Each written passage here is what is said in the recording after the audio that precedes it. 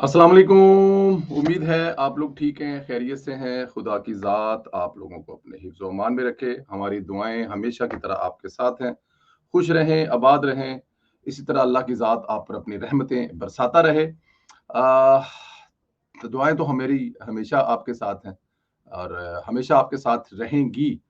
गुज़ारिश जो आपसे की जाती है कि चैनल को ज़रूर सब्सक्राइब करें, बेल आइकन को प्रेस करें और ज़्यादा से ज़्यादा व्हाट्सएप ग्रुपों में इसका लिंक भी शेयर करें। राय का इज़हार ज़रूर दिया करें, जो भी मौज़ू आपको मुनासिब लगे। पाकिस्तान ज़िंदाबाद, हमेशा ज़िंदाबाद। पाकिस्तान क़यामत तक कायम रहने के लिए बना और इंशाअल्लाह क़यामत तक कायम रहेगा। पाकिस्तान के खिलाफ भारत आए रोज़ कोई ना कोई एडवेंचर की शक्ल निकाल रहा है। इसी चक्कर में भारत अपना दिफ़ाई बजट आसमान पर लेकर जाना चाहता है। ये एक तरीका भी होता है ना जंग लगाने का, कि जंग लगाने के बाद आप इसमें मतलब कि और कुछ नहीं तो कम से कम बजट में तो इज़ाफ़ा करेंगे और बजट में इज़ाफ़े का आपको पता ही है।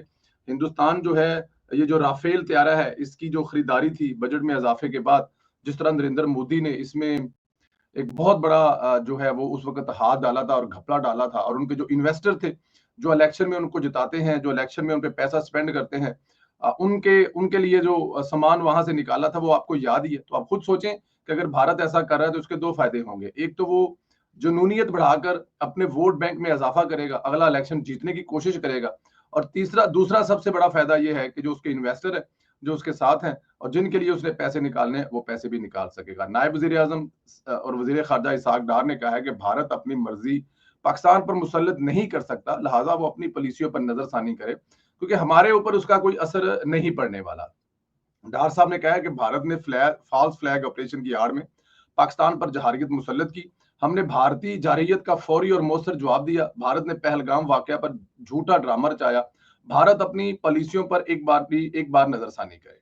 उन्होंने कहा कि पाकिस्तान अपनी खुद मुख्तारी और इलाकाई सालमियत के तहफ़्फ़ुज़ के लिए पुरज़्म है। भारत आबी दहशतगर्दी के 24 करोड़ पाकिस्तानियों को यरग़माल नहीं बना सकता और उसको बनाना भी नहीं चाहिए। भारत अपनी मर्ज़ी से पाकिस्तान पर मुसल्लत नहीं कर सकता। भारत यकतरफ़ा सिंध मासे को मुअत्तल भी नहीं कर सकता और भारत पानी को जो जिसे कहते हैं ना कि बतौर हथियार वो भी इस्तेमाल नहीं कर सकता। नायब वज़ीर का कहना था कि कश्मीर आलमी सतह पर एक तस्लीम-शुदा मसला है। इस मसले को पुरअमन हल से खित्ते में अमन होगा और भारत आलमी कवानीन की खुली खिलाफवर्जी कर रहा है। पाकिस्तान पर अमन बकाए बाहमी असूलों पर पैरा है और इसमें कोई शक नहीं है कि देखें जो इलाके का अमन है, वो किसी एक मुल्क की कोशिश से नहीं हो सकता। ये 2 बड़े इस खित्ते के मुल्क हैं। इस खित्ते के जिसमें पाकिस्तान है, बांग्लादेश है, ईरान है, नेपाल है, ये सारे के सारे हैं। यहाँ पे 2 मुल्क ये बड़े हैं, भारत और पाकिस्तान। उसके बाद फिर चाइना चले जाएँ, फिर कोरिया चले जाएँ, फिर वो पूरा रीजन जो है वो फैल जाता है। लेकिन इस खित्ते में ये 2 मुल्क बड़े हैं और ये 2 मुल्कों में से अगर एक मुल्क जो अपने आप को समझता है, अब ताकतवर वो कितना है वो हमने 2025 की जंग में जो है ना उसको बता दिया। अब ना तो 71 की जंग का ज़िक्र हुआ करेगा, ना 65 की, ना 48 की और ना कारगिल का। एक ही जंग का ज़िक्र हुआ करेगा, वो है 2025 में। 10 मई 2025 को जो भारत का घुमंड था, जो ताकत थी, जो गुरूर था, वो जिस तरह खाक में मिलाया पाकिस्तान के शहीनों ने, वो मेरे ख्याल में कभी नहीं भूलेंगे। तो ये जो बड़ा होने वाली, नंबरदार होने वाली, चौधरी होने वाली जो रवश है ना, वो भारत को यहाँ पर अब छोड़नी पड़ेगी। देखिए, दुनिया कहाँ से पहुँच गई है। इस वक़्त मैं हॉल में बैठा हूँ। आप बिलीव करें कि सैटरडे की शाम को मेरे एक दोस्त हैं बड़े अच्छे, अच्छे से मुराद ये है कि मैं 97 में हॉलैंड में आया था और वो मेरे तकरीबन 99, 98 से दोस्त हैं। अब इससे अंदाज़ा कर लें कि 26-27 साल से एक दोस्त हैं, वो ईरानी हैं, बाय बोर्न ईरानी हैं, लेकिन 4 साल, 5 साल की उम्र में आए थे। बहुत अच्छे दोस्त हैं और ईरान की उस पे भी जो है वो हुई। बल्कि मैं आपको एक बात बताऊँगा जो उन्होंने मुझे कही, मैं वो आपको बता दूँ। उन्होंने कहा कि यार वो मिस्टर चौधरी, मैंने कहा बोलो भाई।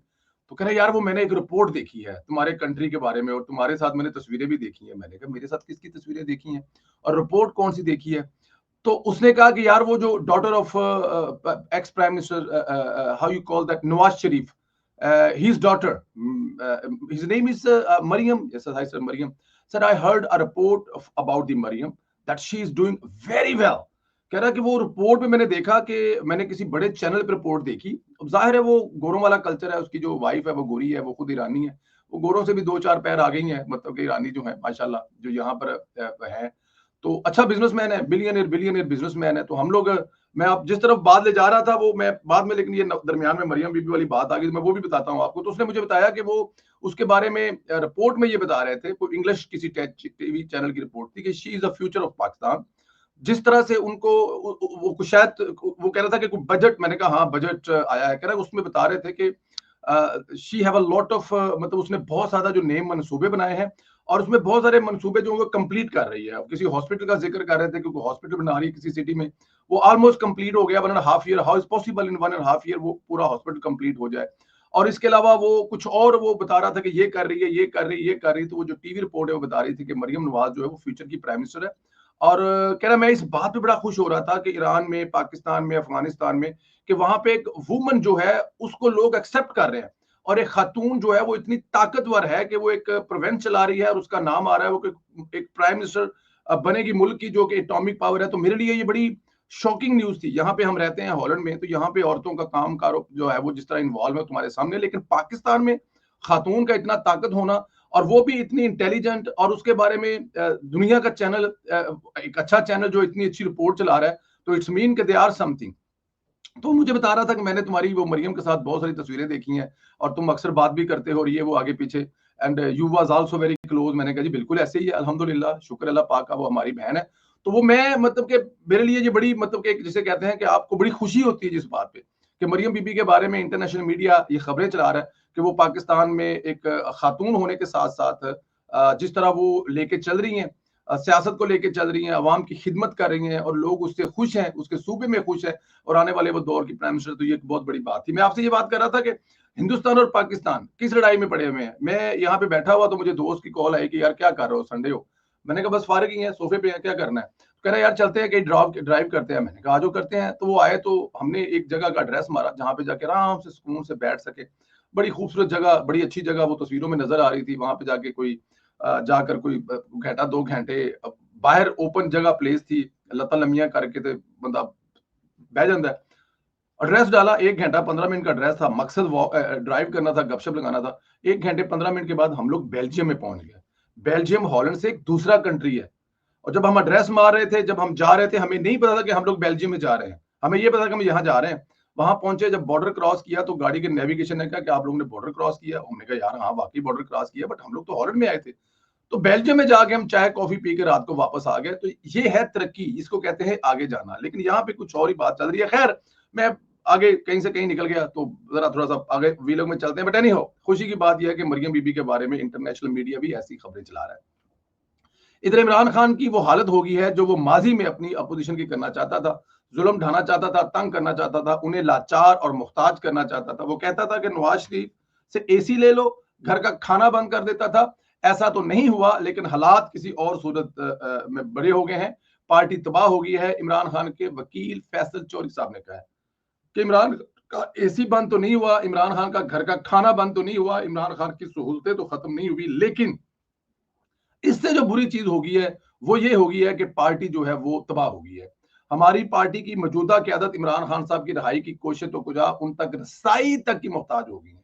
मतलब एक तो होता है ना कि इमरान खान की रहाई की कोशिश की जाए, वो तो बहुत दूर की बात है। इमरान खान तक पहुंचना हमारी पार्टी के लिए जो वो इस वक्त नामुमकिन हुआ पड़ा है। दर हकीकत असल बात यह है कि इमरान खान के पास वो क़यादत नहीं है, वो लोग नहीं है जो इसकी पार्टी को लेकर चले। इमरान खान कि पार्टी का बच्चा बच्चा कंप्रोमाइज है, इससे मुखलस नहीं है, क्योंकि इमरान खान कभी किसी के साथ मुखलस खुद भी नहीं रहा। ये बात बिल्कुल ठीक है, दुख और तकलीफ वाली बात है।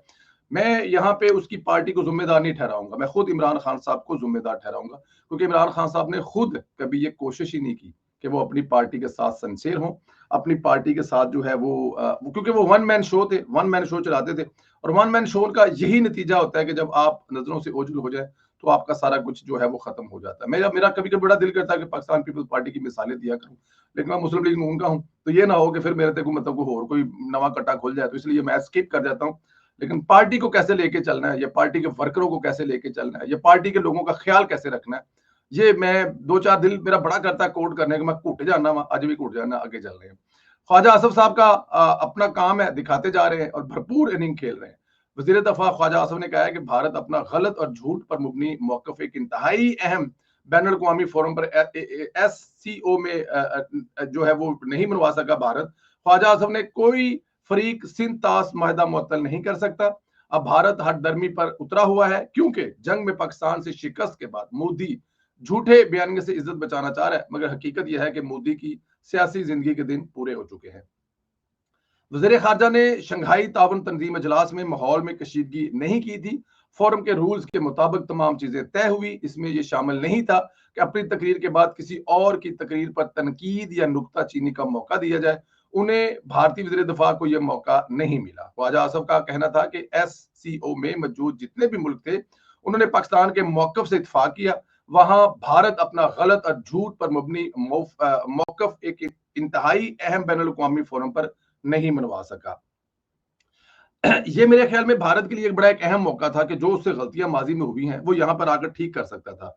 वो पहलगाम वाकये के सब सबूत लेकर आता और वहां पे दिखा देता। जितने भी लोग बैठे थे उनके हाथों में कॉपियां दे देते और बता देते कि ये कॉपी है, हार्ड कॉपी दे देता कि ये आप खुद भी पढ़े। ये 50-100 सफ़ों की एक रिपोर्ट है जो हमने तैयार की है, जो पाकिस्तान के खिलाफ सबूत है, और वो देते अपने अपने मुल्क में। लोग वापस जाते और वहां पे जाके पढ़ते, अपने इंटेलिजेंस को देते और उनसे भारत की रिपोर्ट और अपनी इंटेलिजेंस रिपोर्ट को इकट्ठा करके देखते कि यार पाकिस्तान की ज्यादती है कि नहीं है। लेकिन कहां करेगा भारत ऐसे, क्योंकि ऐसा है ही नहीं है। ये एक फॉल्स फेक ऑपरेशन था जो पूरी दुनिया जानती है। पूरी दुनिया की हर एजेंसी को पता है कि ये भारत हठधर्मी पे कायम है, तो वहां पे भारत कैसे कर सकता था। तो इसलिए वहां पे शर्मिंदगी थी। अब भारत इतना बड़ा खित्ते का चोरी समझता है कि रूल एंड रेगुलेशन जो है ना हर चीज के तय होते हैं। उस जो मीटिंग है, वो जो कॉन्फ्रेंस है, वहां पर भी किसी को जवाब देने के बारे में एजेंडे में कोई ऐसी चीज नहीं थी। सब अपनी अपनी तकरीर करेंगे, अपना अपना मौकफ पेश करेंगे और उसके बाद अगला अगला अगला। लेकिन भारत वाले कह रहे नहीं, हमें ख्वाजा आसफ की तकरीर का जवाब देना है। ओ भाई, तुम नंबरदार अपने घर में हो, तुम नंबरदार अपनी आवाम पर हो, तुम नंबरदार अपनी फौज पर हो। तुम बाहर जाकर चाइना में बैठकर किसी जगह पे जाकर ऐसा नहीं कर सकते। लेकिन ये अकल के मारे हुए, और जिसे कहते हैं ना कि वो एक लफ्ज क्या यूज किया जाए कि मतलब ताकत के नशे में धुत लोगों को कहाँ ये बात समझ आएगी। खैर, ख्वाजा आसफ साहब जिंदाबाद। एक और खबर है, मैं आपको देता चलूं, 27वीं तरमीम आ रही है और इस तरमीम में वो चीजें भी कवर हो जाएंगी जो रह गई थी। अब रह जाएंगी मतलब यह है कि ये आपको पता ही है, कोई शक नहीं है। पिछली तरमीम जरा छेती छेती की गई सी, भजदियां वो ट्रेन निकल निकल स्कूल जाती ना सी, तो स्कूल जान लग्या साडे पिंड तो ट्रेन जाती सी नाल दे शहर ना, वारबटन टाउन का ना, जिथे असीं मतलब कि पहली दूसरी तीसरी चौथी पंजवीं छवीं सतवीं 8वीं पढ़ी, फिर लाहौर आए 9वीं तो लैके फिर लाहौर पढ़े। तो वो जो ट्रेन थी ना उस पे अक्सर हम लोग ना भागते भागते जाते थे और ट्रेन चलती चलती को पकड़ के चढ़ जाते थे। तो ये जो पिछली तरमीम थी ना, 26 तरमीम तरमीम जो थी वो भागते भागते हो गई थी, तो उसमें बहुत सारी चीजें जो है वो रह गई थी, अब वो कवर होने जा रही हैं। इनमें एक तो पाकिस्तान जो कौमी मुहाजिर मूवमेंट है, ठीक है ना जी, MQM जिसे आप कहते हैं, एक तो उसकी कुछ चीजें रह गई थी, उसके कुछ तहफ़्ज़ात थे, उसको कवर किया जाएगा। ANP जो है उसके भी कुछ तहफ़्ज़ात थे, उसको भी कवर किया जाएगा। एक आध ऐसी चीज है जिसका मैं जिक्र नहीं करना चाहता, वो जब आएगी तो तभी बताएंगे, क्योंकि वो पहले से जिक्र कर देना उसका जो है ना वो मेरे ख्याल में बस आपने बस खामोशी। तो इत्तेहादियों के तहफ़्ज़ात दूर किए जाएंगे, कुछ अपनों के तहफ़्ज़ात दूर किए जाएंगे। इनके अलावा इसके अलावा तरमीम को मुल्क की तरक्की की राह पर कैसे डालना है इसका भी तयन किया जाएगा। तो तरमीम में बहुत सारी चीजें ऐसी आ रही हैं, तैयारी दरादर जारी है। अनअनाउंस किस्म की कमेटी जो है वो उस पर काम कर रही है। अभी कमेटी कोई अनाउंस नहीं हुई, अनअनाउंस कमेटी कह रहा हूं मैं, तो अनअनाउंस कमेटी जो उस पर मसरूफ है वो काम कर रही है। तो वो जल्द जो है उसके बहुत सारी चीजें आपके सामने आने आ जाएंगी। जो हमारे सामने चीजें आई हैं वो हमने कुछ आपको बताई हैं और कुछ जो है वो इंशाल्लाह ताला फिर आपको बताएंगे जैसे सामने आती जाएंगी। आप लोगों से गुजारिश ये है कि चैनल को जरूर सब्सक्राइब करें, बेल आइकन को प्रेस करें, ज्यादा से ज्यादा व्हाट्सएप ग्रुपों में शेयर करें। यूथियों और मोदियों को तकलीफ देने में जो किरदार अदा कर सकते हैं वो जरूर करें, और एक किरदार आप अदा कर सकते हैं, पाकिस्तान हमेशा जिंदाबाद का नारा नीचे लिखकर। ख्याल रखें अपना, इजाजत दें। इंशाल्लाह ताला अगले वीलॉग में आपसे फिर मुलाकात होगी। बहुत सारी ढेरों सारी दुआएं आपके साथ। शुक्रिया।